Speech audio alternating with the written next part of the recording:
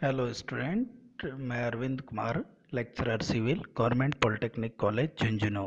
आज के इस सेशन में मैं आपको air pollution prevention and control act के बारे में जानकारी दूंगा।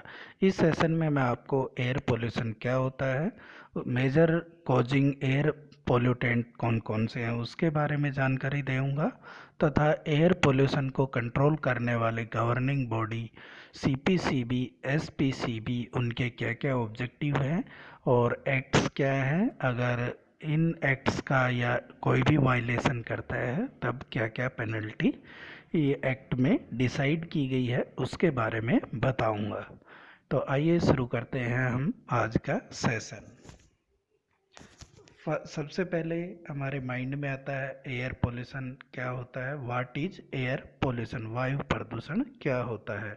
तो बेसिकली जो air pollution refers to the release of pollutant in the air what they are detrimental to human health and the planet as a whole. तो air pollution basically air के अंदर हम जो प्रदूषक यानी पोल्यूटेंट्स जो रिलीज करते हैं उनके कारण जो ह्यूमन हेल्थ है, मनुष्य है, उनका स्वास्थ्य के लिए हानिकारक होता है, नुकसानदायक होता है, या फिर संपूर्ण प्लेनेट के लिए यानी पूरे ब्रह्मांड के लिए ये पोल्यूटेंट्स नुकसानदायक होते हैं।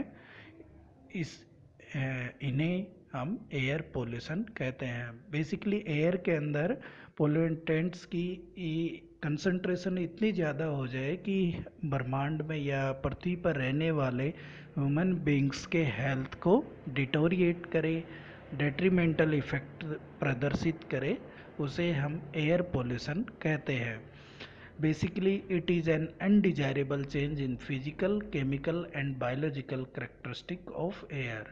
सामान्यतः जो एयर है उसकी तीनों अवस्थाएं फिजिकल, शारीरिक, केमिकल, रासायनिक और जैविक बायोलॉजिकल करेक्टरिस्टिक में, विशेषताओं में जो अवांछनीय परिवर्तन होना ही एयर पोल्यूशन कहलाता है। तो जनरली जो एयर पोल्यूशन है उसके मेजर दो सोर्सेज होते हैं, एक man made and second natural.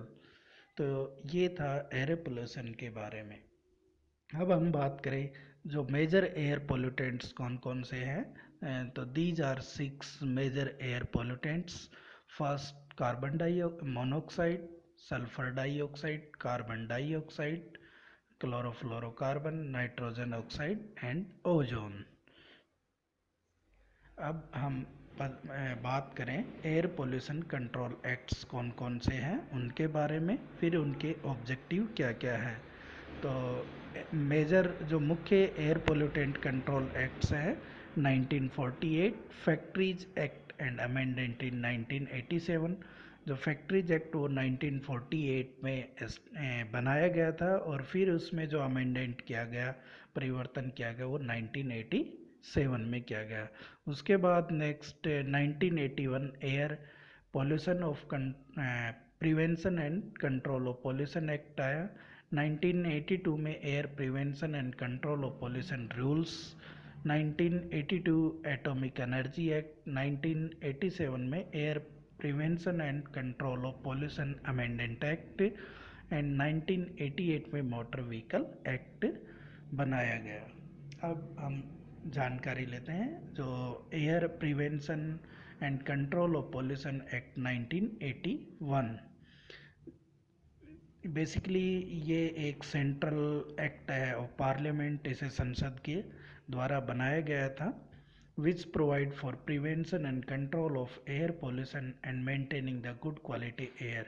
जिसका मुख्य उद्देश्य एयर पोल्यूशन से बचाव, एयर पोल्यूशन होने से बचाना तथा उस पर नियंत्रण करना, कंट्रोल करना, इसका मुख्य उद्देश्य था, ताकि जो एयर की गुड क्वालिटी है वो मेंटेन रहे। It is also provided for establishment of central and state board for prevention and control of air pollution। इस एक्ट के का दूसरा मुख्य पर्पस था कि हमें सेंट्रल तथा स्टेट बोर्ड्स को स्थापित करना, जिनका मुख्य कार्य एयर पोल्यूशन को प्रिवेंट करना, प्रिवेंशन तथा कंट्रोल करना है। दीज रूल्स, ये जो एक्ट है वो उस टाइम जम्मू कश्मीर को छोड़कर बाकी पूरे इंडिया के लिए लागू था, लेकिन वर्तमान परिस्थितियों में यह जम्मू कश्मीर में भी air prevention and control of pollution act 1981 applicable है। ठीक है, तो यहाँ हम देखें इस एक्ट के पहले चीज़ एक्ट भारत की संसद के सेंट्रल एक्ट द्वारा बनाया गया था, जिसके द्वारा हम एयर की क्वालिटी, गुड क्वालिटी को मेंटेन करना तथा एयर पोल्यूशन को कैसे कंट्रोल कर सकते हैं, प्रिवेंशन क्या क्या है उसके रिगार्डिंग इसका बनाया गया था। दूसरा इसका मुख्य पर्पज़ था वो सेंट्रल और स्टेट लेवल पर हमें ऐसे बोर्ड की स्थापना करना जो एयर पोल्यूशन को कंट्रोल तथा प्रिवेंशन कर सके। नेक्स्ट बात करें ऑब्जेक्टिव क्या क्या है, तो फर्स्ट है to provide for the prevention control and abatement of air pollution. जो फर्स्ट ऑब्जेक्टिव है कि हमें एयर पोल्यूशन को कंट्रोल और प्रिवेंशन प्रोवाइड करना। सेकंड है to provide for the establishment of central and state board with view to implement the act, कि हमें सेंट्रल और स्टेट लेवल पर ऐसे बोर्ड की स्थापना करनी है जो इस एक्ट के को इम्प्लीमेंट कर सके, उसको कंट्रोल कर सके, मेंटेन कर सके, रूल एंड रेगुलेशन को इम्प्लीमेशन में अपना रोल अदा करे।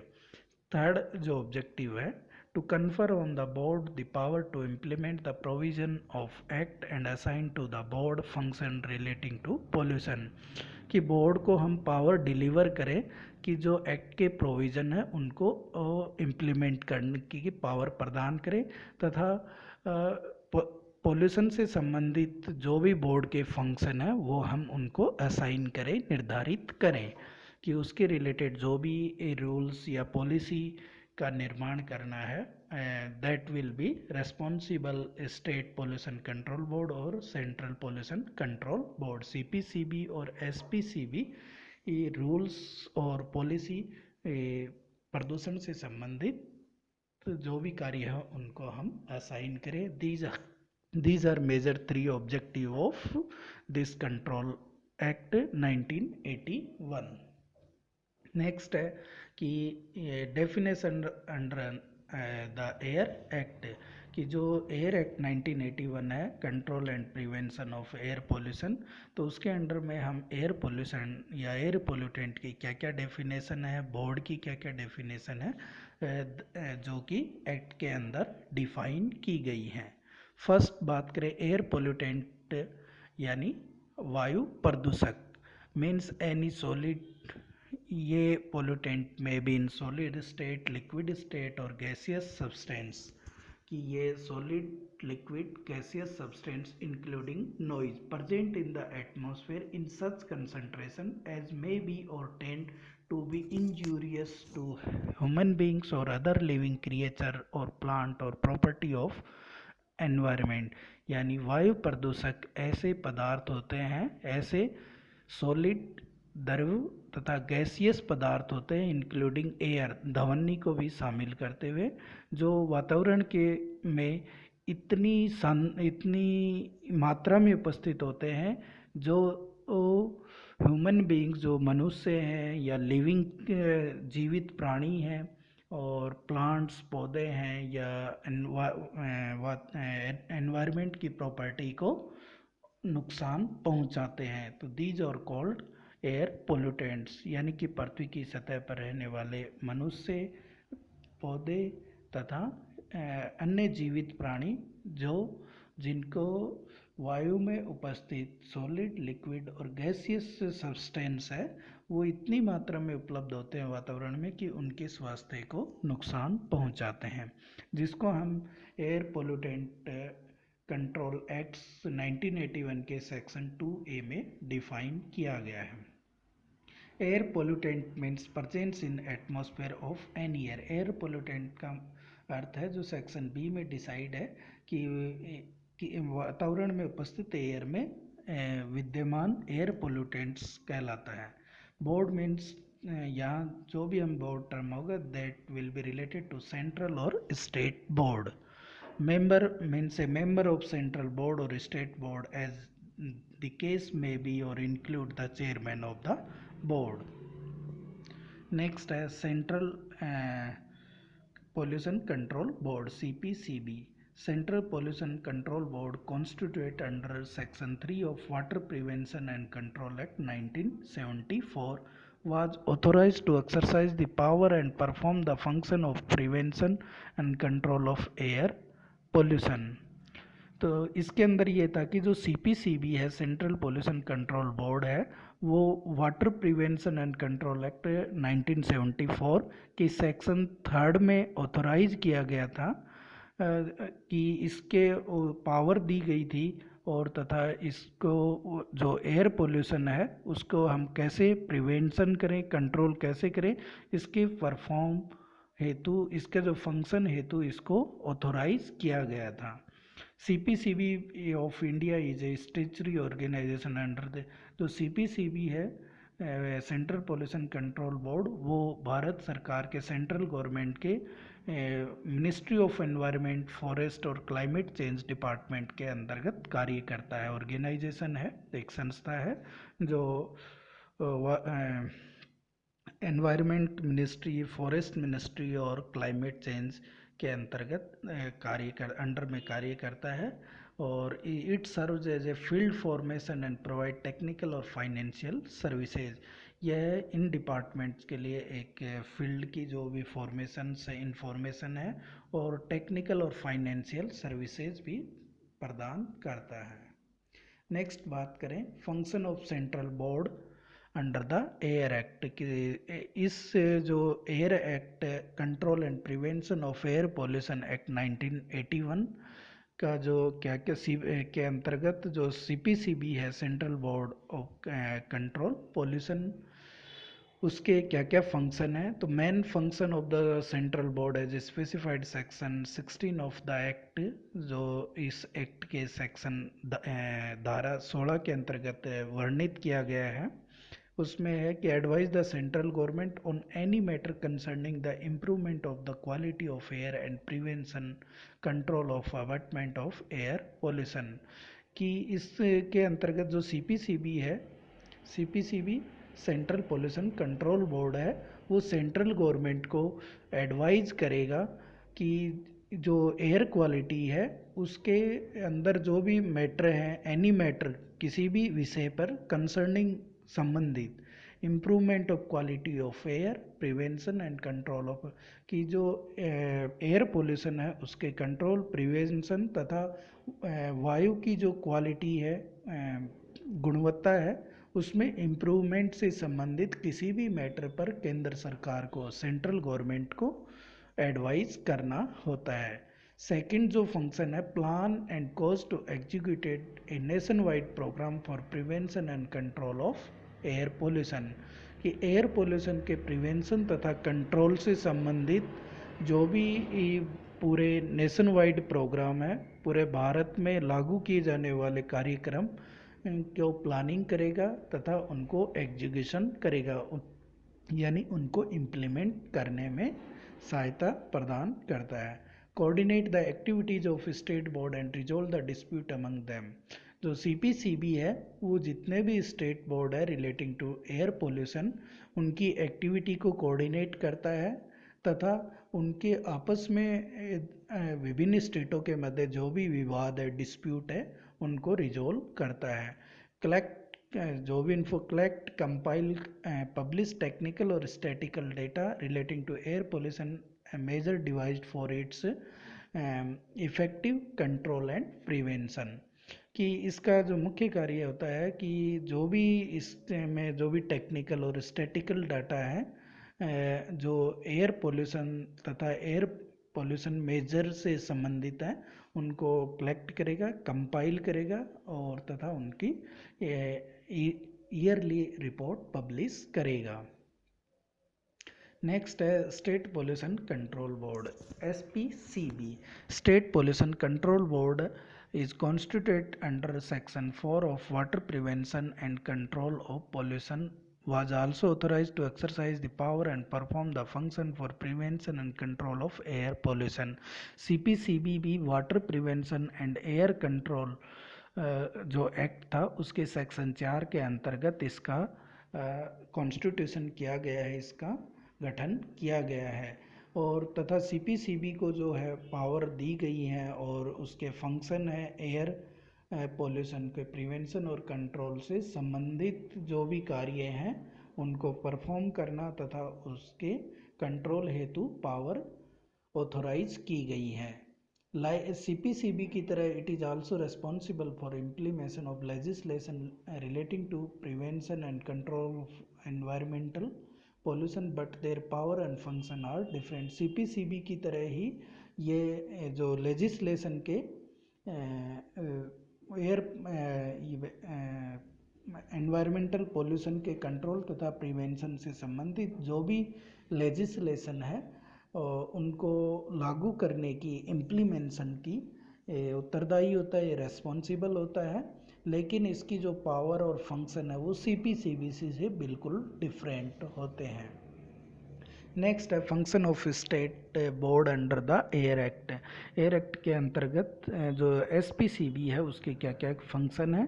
तो function of SPCB as specified in section 17 shall be, जो सेक्शन धारा 17 है उसके अंतर्गत एसपीसीबी के फंक्शंस निर्धारित किए गए हैं, वर्णित किए गए हैं।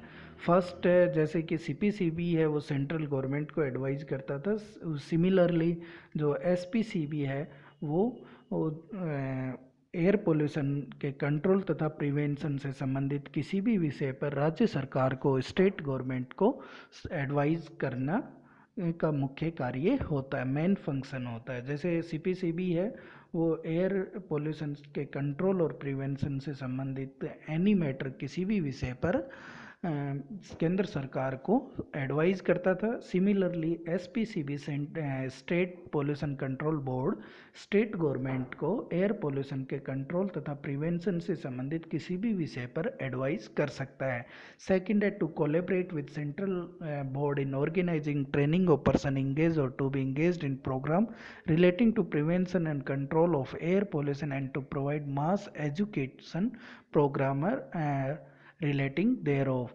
इस दूसरा कार्य होता है कि जो सेंट्रल बोर्ड है सीपीसीबी है वो जो ट्रेनिंग आयोजित कर रहा है संबंधित व्यक्तियों के लिए या जो भी उसमें इंगेज है प्रोग्राम के, जो एयर पोल्यूशन के प्रिवेंशन तथा कंट्रोल से संबंधित विषयों पर जो भी प्रशिक्षण देता है उसके साथ उसका कोलैबोरेशन करता है और उसके लिए मास एजुकेटर प्रोग्रामर भी प्रदान करता है।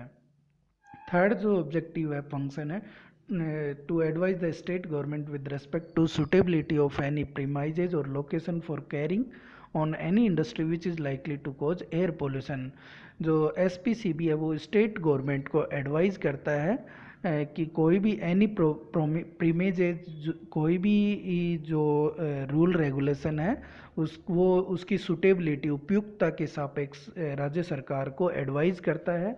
या फिर ऐसी कोई इंडस्ट्री जो एयर पोल्यूशन को उत्पन्न करती है तो उसके रिगार्डिंग उसकी लोकेशन के रिगार्डिंग भी स्टेट गवर्नमेंट को एडवाइज करता है।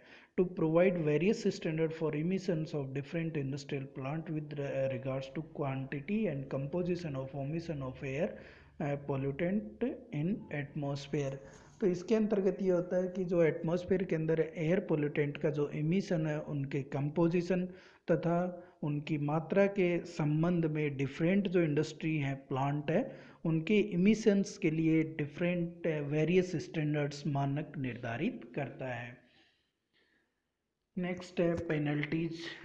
अब जो एसपीसीबी है उसने जो स्टेट गवर्नमेंट या जो भी उसने वेरियस स्टैंडर्ड्स पैरामीटर बनाए हैं regarding the emission of pollutants की, जो एयर जो प्रदूषक है उनके उत्सर्जन से संबंधित जो भी मानक तैयार किए हैं, अगर उन मानक का कोई भी फैक्ट्री प्लांट या इंडस्ट्री प्लांट उनका वायलेशन करता है, उल्लंघन करता है, तो उनके लिए उन्होंने पेनल्टीज निर्धारित की हैं। The person managing industry are to be penalise. जो भी व्यक्ति इंडस्ट्री को मैनेज करता है, व्यवस्था करता है, प्रबंधक है, वो उसको पेनलाइज किया जाता है इफ़ जब they produce emissions of air air pollutants in excess of the standard laid down by the state board. State board द्वारा एसपीसीबी द्वारा निर्धारित जो मानक है उनसे अधिक मात्रा में एयर पोल्यूटेंट का अगर उत्सर्जन करती है तो उस केस में जो भी उस इंडस्ट्री का मालिक है, ओनर है या मैनेजर है, दैट विल बी पेनलाइज्ड, उसको सजा का प्रावधान है. Whoever is found to be work against the clause of act or any order or direction issued is the punishable with Rs 10,000 in case of 3 months, and in case offense is continue then extra 5,000 is charged for every day. जो भी जो CPCB या SPCB द्वारा निर्धारित act के जो clause हैं, अगर उनके अगेंस्ट कोई कार्य करता है तो या उनके द्वारा जो डायरेक्शंस निर्देश दिए गए हैं उनके विरुद्ध कोई एक्ट या कार्य करता है तो उसके 3 महीने के लिए 10,000 पेनल्टी होती है. उसके बाद भी अगर वापस से उन एक्ट या पैनल्स का अगर वो वायलेशन करता है तो उस केस में 5,000 पर डे चार्ज पनिश किया जाता है. तो इस सेशन में हमने एयर पोल्यूशन क्या है, मेजर एयर पोल्यूटेंट कौन कौन से हैं उनके बारे में देखा.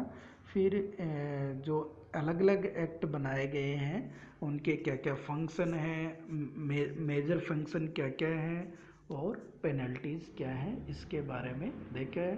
Thank you so much.